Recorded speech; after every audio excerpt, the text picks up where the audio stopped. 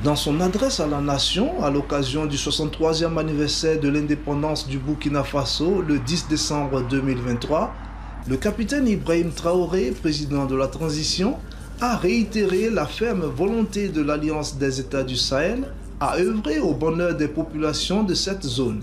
L'AES est un espace qui est aujourd'hui victime de terrorisme barbare, violent. Mais aujourd'hui, nous avons compris et les peuples ont compris qu'il faille s'unir. Et nous invitons tous les autres Africains, tous ces peuples brimés, à pouvoir s'unir pour faire face à l'adversité. Nous défendrons l'espace de l'AES comme si nous défendons nos propres terres ici. Parce que nous avons décidé de nous unir avec nos pays frères du Mali, du Niger, pour en faire de nos espaces un seul espace. Aller et venir, commercer et défendre, ramener la paix, la prospérité, la sécurité. Parce que nos peuples ont droit au bonheur. Du 23 novembre au 1er décembre 2023, les ministres de l'Alliance des États du Sahel se sont réunis à Bamako, au Mali, pour dégager les perspectives opérationnelles de l'Alliance.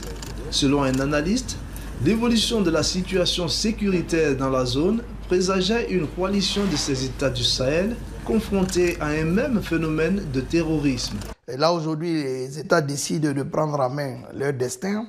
Il y a eu beaucoup d'acquisitions d'équipements qui étaient difficiles à l'époque avec d'autres partenaires. Donc il y a de nouveaux partenaires qui apportent son soutien, n'est-ce pas, à ces trois États. Donc c'est une nouvelle aventure qui débute avec quand même des difficultés, mais aussi des résultats. Avec le Mali, la reprise de Kidal, est déjà, je vais dire, en termes de gains, un élément important dans l'analyse, en espérant que voilà, cette tendance continue avec la reprise de d'autres territoires. Au niveau du Burkina, c'est la même chose. Il y a eu beaucoup de réformes, de recrutement massif avec la contribution des volontaires de la défense de la patrie.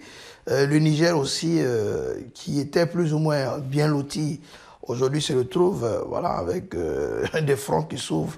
À ce jour, le sort du G5 Sahel semble être scellé à la suite du communiqué conjoint des deux membres restants, à savoir la Mauritanie et le Tchad, publié le 6 décembre 2023. Cependant, le sommet de la CEDEAO qui a eu lieu le 10 décembre a pour sa part décidé de la poursuite du dialogue avec les autorités au pouvoir au Mali, au Burkina Faso et en Guinée pour un retour rapide à l'ordre constitutionnel et du rejet de toute alliance visant à diviser la sous-région et à promouvoir des intérêts étrangers. Ongia Christian Tan, CGTN français, Burkina Faso.